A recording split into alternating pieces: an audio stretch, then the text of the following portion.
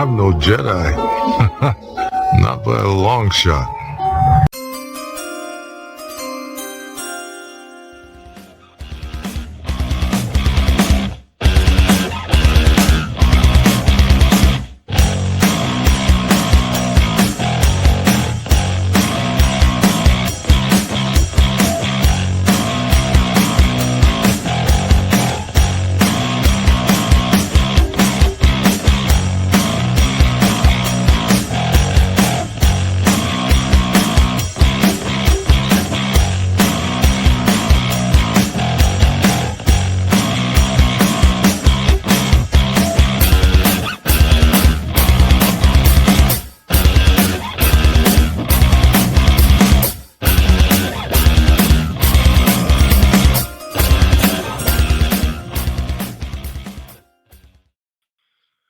What is up, everybody? What is up? What is up? Welcome to the Sports Jedi Network here on the SJG Gridiron Report. I am your host, PGHChrisTv from Pittsburgh. And yes, this is the episode that I wanted to hold off on making because I didn't want to speak just pure out of frustration or in the moment. I really wanted to sit back a couple weeks and really soak it all in, listen to what everyone else had to say about it. And now I'm here giving you guys my thoughts because it's been a while. A lot of you guys want to know how I feel. I'm getting a lot of DMs, a lot of tweets, even from, the Pittsburgh community, even some of my wrestling fans, friends, asking me how I feel about this situation. So let's talk about it, guys. Let us talk about it. This is not a drill. This is not fake. We officially have a new QB1 in Pittsburgh, and his name is Aaron Rodgers. Aaron Rodgers, guys, this is not a fake quote or a fake post. This is real. Announced a couple Wednesdays ago, whatever it was. Look, I had some time to think about it, say how I, thought how I felt. I'm going to say this. At first, I didn't know how to feel because it's one of those situations where I still feel like we missed the opportunity with Justin Fields. Still feel like we missed the opportunity with Justin Fields to, develop him into the future of this franchise. And, essentially, I have a bad feeling he's going to play really good in New York. And, that just, it didn't sit well with me at first, thinking about what could have been. Now that Aaron Rodgers is officially in Pittsburgh, and it's one of those things where now I have to accept reality and deal with it, I thought things a little bit differently. Now, I'm not saying that Aaron Rodgers coming to Pittsburgh automatically makes us, a Super Bowl contending team, or even win our first playoff game in 10 years, which we haven't won a playoff game in 10 years since 2015. So, there's a lot of emotions going on from fans. I want to say this. It doesn't make us better in that sense, but it sure gives us something to hope for.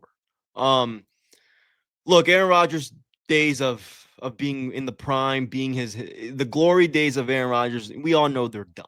He's not going to be that same guy, he was with Green Bay, Super Bowl champion, multiple time league MVP. He's just not going to be that guy anymore. But he brings more than just his on-field abilities to throw a football. He's really smart. He knows how the game of football should be played. He knows how he's a great quarterback. He's one of those quarterbacks where he has a great mind. He knows. And then Arthur Smith, he's run heavy. He's a more run heavy offensive coordinator, which in the beginning kind of worried me a little bit because, Aaron Rodgers is pass first, obviously, and Arthur Smith, we see it with Derrick Henry. We saw it last year with Najee, where, we had one of the most attempted rushes in the league. I think we were like fourth or most attempt league. Someone, don't quote me on that, but somewhere in that stat line. So I originally thought, this could be an issue where, and I said it in the video before, that Arthur Smith and Aaron Rodgers could, possibly bump heads because there's with our quarterback room with Will Howard, Mason Rudolph, and now Aaron Rodgers. Like I said before in my last video, you can't run your Arthur Smith's vision for an offense. He can't have that. What I mean is he needs to use his quarterbacks. Will Howard is, he's going to be the third string, essentially, right? But when we see him get on the field, because he's going to give us a lot more of a chance, and, he's going to be better overall than Mason Rudolph. But it's one of those things, too, like, Will Howard is a different quarterback because he could run the ball. Mason Rudolph, he can't run the ball, but he can and then Aaron Rodgers, he just doesn't do that. So you have our three quarterbacks are three very different styles of playing the position. So you have to know your quarterback, because that's ultimately obviously where your offense starts. And you got to build it around that. We also have Jaylen Warren, who this year will be his first year starting a whole season in the NFL, and we have a rookie in Caleb Johnson from Iowa. So this season, you're not going to see the Pittsburgh Steelers essentially be a run-first, run-heavy offense. Finally, it's been since the Big Ben glory days where the Pittsburgh Steelers were pass first, and we know, come on now, like, we changed our style of offense when Kenny Pickett got drafted because they realized he couldn't fucking throw a football. That's what it is. That's what it was. That's what it was. Now, Arthur Smith coming back again worries me a little bit still because he is run first. But this year, I'm telling you, I believe we are going to be very, very pass heavy. Especially, I'm not going to say if, I'm going to say when we get another wide receiver, whether it's Gabe Davis, whether it's, I think Keenan Allen already shut that door down. But, there's still people, Amari Cooper. Like, there's still some hope that the Steelers could land somebody decently for a true wide receiver 2 position, alongside with, Calvin Austin, who essentially would be our wide receiver 2 with George Pickens getting traded to Dallas. And he is not wide receiver 2 material yet. He's a good, second, third year receiver. He runs really good routes in the slot. Again, he's the perfect slot guy. He's quick. He can run the quick 5-and-out vertical routes. He can go downfield really quick, and it opens up the outside for DK or the run game. So you cannot have Calvin Johnson as your wide receiver 2, because in my opinion, it fucks a lot of things up. You cannot put that guy out wide. No. Calvin Austin should not be out wide. He should be a slot receiver. So you need an Amari Cooper. You need somebody who could play that, X position, essentially, where at least how I know it. So it's going to be an interesting season.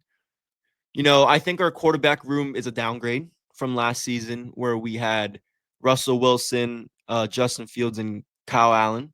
Now we have Aaron Rodgers, Mason Rudolph, Will Howard, and I guess I'll throw Skylar Thompson's name in there. So it's a tough one. It's a tough one, but it's exciting. It's interesting because I feel like the Pittsburgh Steelers football, at least on the offensive side, has a chance to, get back to where it was, where it's been. It's been missing. It's been missing for a long time. Especially, like I said, since Big Ben's been retired from Pittsburgh. So we need to change the offense. Over the last 2-3 years have not been going the way it should be. We don't throw the ball enough. Even when we had Russell Wilson last year, who's really good at throwing the ball, who has a really good deep one, who we saw what he could do when George Pickens was in one-on-one coverage. You can do the same thing this year with DK. Every time with Rodgers, but you need another guy to essentially just, have when you're a defensive back, if you put your focus just on one receiver, it opens up a lot for the rest of the offense. So if there's going to be a lot of teams that are going to essentially double, quote unquote, or zone offense or zone defense their defensive backs to a point where DK's not always going to be alone. He's going to have at least 2 guys. So you need another breakout receiver to, make big plays, open up the run game by, running your routes, or, And the thing is, we can't really. The thing that sucks too, before I do want to get into another subject, this isn't going to be a long video. This is just a quick reaction to Aaron Rodgers officially being in Pittsburgh.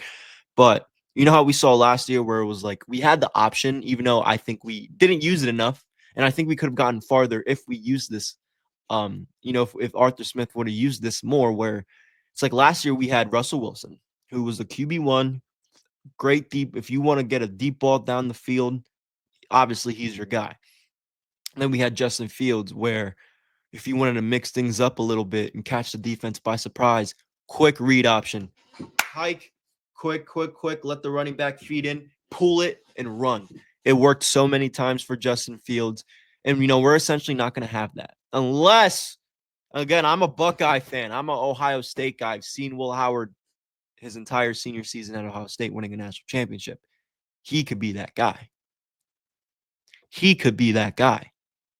And with Aaron Rodgers, they're actually doing what Big Ben didn't want to do for Mason Rudolph when Mason Rudolph was a rookie in Pittsburgh, and that's mentor him, get him in the right direction, let him learn the way of the Pittsburgh Steelers. And Big Ben had an ego because he wasn't ready for retirement, but the Steelers organization was ready to move on. Now Aaron Rodgers has said, quoted in his first media appearance as a Steeler, he wants to help Will Howard. He's giving him technique. We saw Will Howard speak out in the media as well, where he's helping Aaron Rodgers is giving him critiques. So I think we found our future with Will Howard. I think it's going to prove a lot of people wrong. And I'm excited. I'm excited for the Steelers offense this year. Again, I was a little hesitant. I was a little not upset, but just like, why did we let Aaron Rodgers just essentially take his time and make a decision on his own hands? But at the end of the day, he showed up for mandatory training camps that began last Tuesday, and it is what it is. So we got to have some hope and see how the offense is going to do with Aaron Rodgers. I want to talk about something real quick. That's the TJ Watt situation. TJ Watt has not been to mandatory training camp since they started. He's dealing with a contract issue. He wants more money. This is a message to Omar Khan, the Rooneys, Mike Tomlin, the Steelers organization, the city of Pittsburgh. Give the man what he wants. I'm going to say this again. Is my microphone on? Give the man what he wants. I'm looking right into the camera when I say this too, so you know I'm being serious. TJ Watt is Pittsburgh. He's the Pittsburgh Steeler. When he's not in the game, it's not just the defense that suffers, it's the entire team. The entire team suffers when this guy's not in the game, especially on the defensive side. Especially on the defensive side, where the Steelers are supposed to have the top 5 defense in the league, which I've always thought that was utter bullshit. When I would see people on ESPN or Fox or CBS talk about how good the Steelers defense is. They're not. They are not that fucking good. Okay? Their defensive ends don't crash as much as they're used to. I'm not blaming Cam Hayward. I'm blaming the tackles. It's like they don't get off the ball. They don't get off the line. It's like they don't know how to swing and sweep, all that crap. The defensive backs are horrible when it comes to man coverage. You know how many times Deontay Jackson got burnt one-on-one last season? And it would drive me nuts seeing him play like 10 feet away from where the receivers lined up. Yo, that's an easy hitch for the receiver, and he can take off and run. Why are you playing 10 yards back from the line? You should be at least 5 to 6 if you're not pressing. If you're playing unless you have, the deep thirds where you have the majority of the field going back, and then you have your safeties or your linebackers crash into your zone, whatever. I did it in high school. That's fine. But when you have nobody, when I see Minkah Fitzpatrick playing one-on-one, and I noticed that the defensive backs are in man's coverage, and it's like, why is Deontay Johnson playing so back? Why is he playing like 10 yards off the line? He should be at least 6 to 7.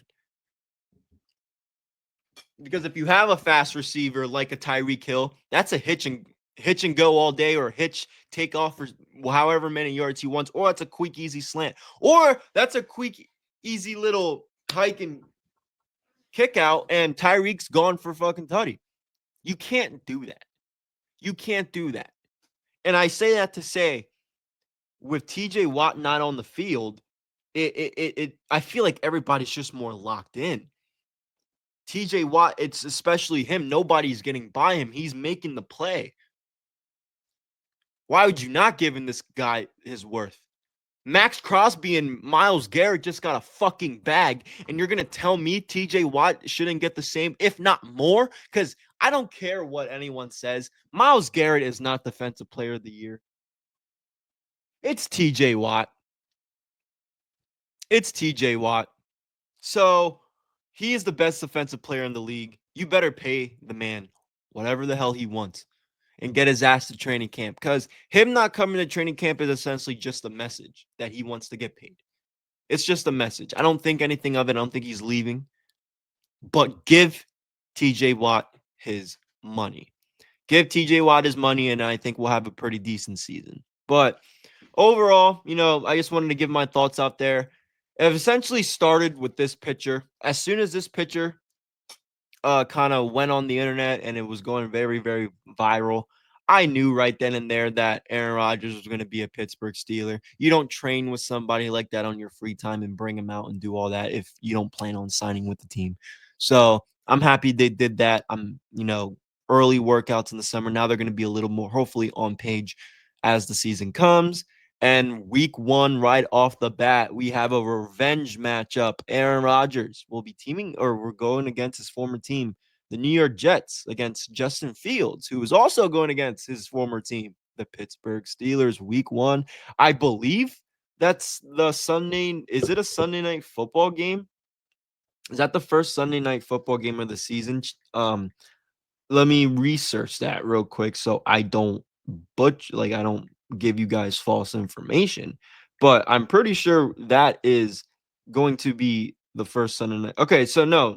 Okay, my corrections. It is September 7th at 1 p.m. at MetLife. So it is not the Sunday night football game. It is the 1 o'clock game at MetLife, September 7th. So yes, we get an early matchup between a revenge game at 1 o'clock on September 7th between the Steelers and the Jets. So that's overall what I wanted to talk about today. I appreciate you guys for joining and listening and watching. I'll have more news and updates to come, talk about more things as, more news, maybe TJ Watt, when that comes out, or whenever, something I just want to feel like talking about. I see, I feel like a lot of the Steelers reporters, Brooke Pryor, Nick Farnbaugh, they do good jobs with providing, the smaller up and coming Steelers reporters, creators like myself, with good training camp videos, and I can actually show them to you guys. It's not YouTube; it's just a training camp. And I have no problem crediting, Nick Farnbaugh in my credits. So we'll see what I decide to do again. But I appreciate you guys. This has been the SJG Gridiron Report here on the Sports Jedi Network. Make sure you go like, subscribe, turn on your bell notifications for when we go live. We'll have a bunch of wrestling content here on the channel. Again, I apologize for, kind of being late to the party with some of the Steelers stuff. Wrestling has taken a lot of time on my hands, helping out, with the wrestling stuff. We got some big things planned that we'll get more into, on the other programs and stuff. But thank you guys for watching. I'll see you guys next time. Here we go, and let's go Steelers.